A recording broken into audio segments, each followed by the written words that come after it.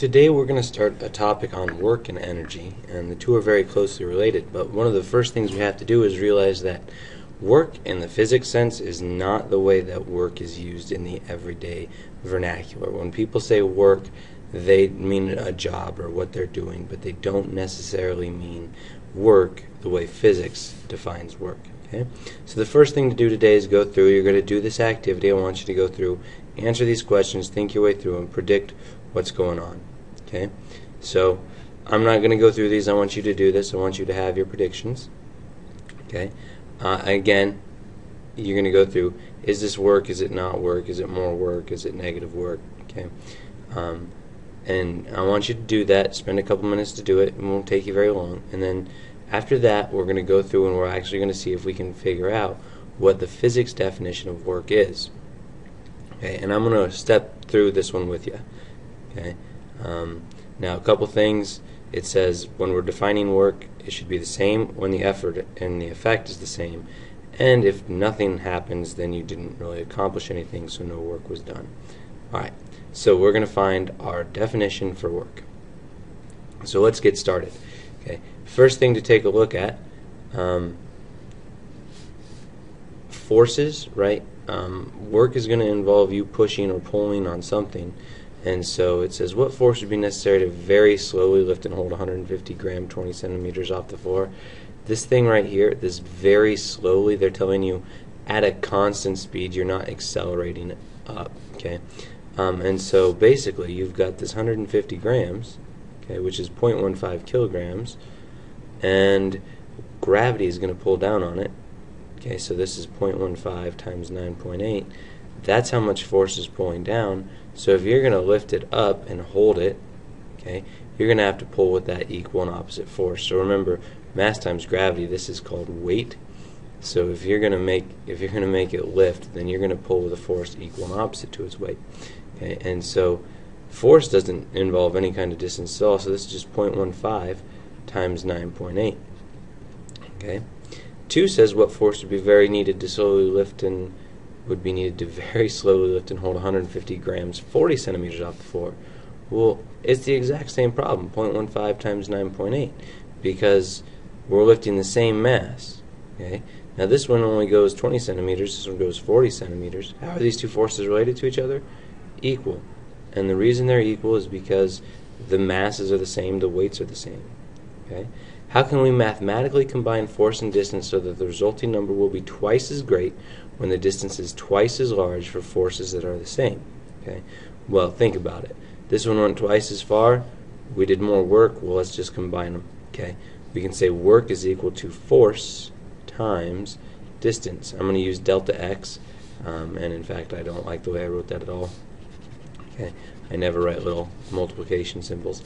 Okay. Work equals F delta x, force times distance. Okay.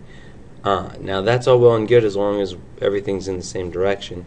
But what happens if it's not? Okay. So here we have two things that are both being pushed on. This is force 1 and it's pushing all in the x direction, and this is force 2 and it's pushing in the x and y direction. Okay. These are identical in masses but frictionless, so we don't have to worry about friction yet. Okay, redraw the arrows so they start on the objects, right? When you draw forces, forces should start on the object and go in the direction of the force. So here's F1. Here is F2. Alright.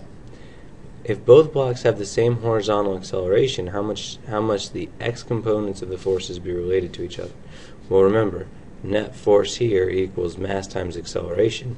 If the masses is the same, then the net force in x here has to equal mass times acceleration. So that means the x component of this force and the x component of this force, which is the whole force, are the same. So they're equal. Okay? Use the horizontal formula above to write an expression for the work done by F1 moving the block a distance x.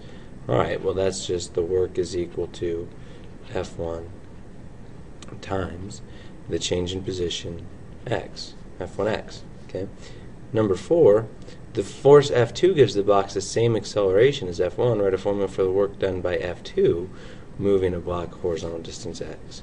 Well, remember F2 is actually down at an angle and we had F2x, which was over here, right? If we go back and take a look at that, we can see that only the part of the force that's in the same direction of the motion is actually doing any work. Okay, so this angle theta, we need to worry about that. Okay, so here's F2, and we want the adjacent side, so we need cosine. So here we're going to say work is equal to F2 cosine theta times x. Okay. Does this agree with fundamental rule number 2, which basically said if nothing is done, then no work is done? Well, if there's no distance, then okay, that's okay.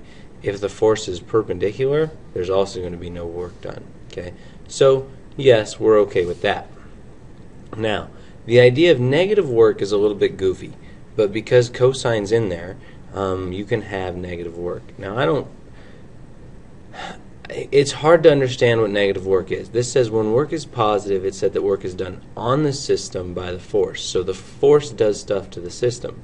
When work is negative, it is said that the work is done by the system against the force. Now, here's what I want you to think. If force and motion are in the same direction, okay, or at least parts of them are in the same direction, then that's positive work. Okay, so force and motion in the same direction is positive work. Negative work, force is opposite the motion. Okay, so I'm going to write that here. Force opposite motion. And really I should say force with motion up here. Okay, and so this gets to be a little bit of an interesting scenario. So it says give at least one example of where positive work is done, how do you know it's positive, and where negative work is done, how do you know it's negative. I want you to think your way through that and see if you can come up with some examples of positive work and negative work. This is the physics definition of work. Okay, and so we have to be careful when we say work. Okay? It is not work unless you are actually causing an object to move through a distance. Okay. So, the physics definition of work is a little bit different than the everyday definition of work. Go back to part 1 and actually calculate how much work is done. See if those are different, the same, what's going on. Okay. Now, number 3 is a little bit tricky, and the reason number 3 is a little bit tricky is because, remember, that one's on an incline. Okay, and it says, find the force necessary to move the box up the incline at a constant speed. So, you got to use components of force in order to get that done. Alright. Predictions, what do you think? Alright. And then there's some problems to solve. Okay. This is a pretty straightforward problem. I'm not going to work it out for you. I want you to do that. Okay. How much work is done by the frictional force? Now, remember, friction is going to oppose motion, so think about that. How does friction do work? Alright. And this is the last little part today. It might take you a minute to get here, but that's okay. Thus far, work has been done by a constant force, right? We haven't considered the case like in the collisions we saw where the force went up and peaked down and came over. And okay, so what if our force is changing? Okay, that's what this section gets into. Well, let's think about this. Okay, if our force isn't changing, then a force time graph looks constant. Here's force, looks like that right there. Okay, cool. There it is. What characteristics of this graph represent the work? Well, remember, work is equal to force times distance, Fx. Okay, and so we have, assuming that these are in the same direction, the height of this thing times its base. We found area. Okay, so it's sort of like a velocity time graph or a position time graph. The area means something. Okay. Now, this you're just going to have to take on faith. We're not going to prove it, but the result in step 2 is valid even if the force is not constant. Use the result of step 2 to answer the following questions about the graph below. Okay, so you can see an initial small force was added, and then a larger force, and it increased, and then finally it goes to a constant force again at the end. Okay, how much work is done by the force in moving the object from 0 meters to 2 meters? Well, we've got two sections of this graph. Okay, but work is force times distance. Okay, so we're going to look at this section, 1 times 1, plus this section. Actually, I guess we could do that a different way, but 1 times 1, because we had a 1 Newton force for 1 meter, and then I have this section, this triangle, half base times height, so plus half times 1 times 2 equals 1 plus 1 plus 1, okay, which is 3 joules of work. All right, so I know this was mentioned earlier, but the SI unit for work is the joule.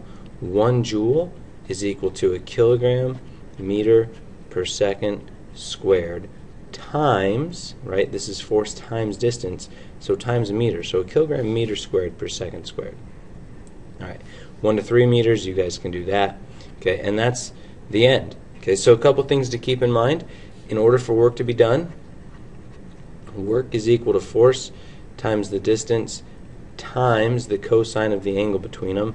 Okay, and a lot of times force and motion will be in the same direction, and of course the cosine of 0 if they're in the same direction is 1, so that drops out.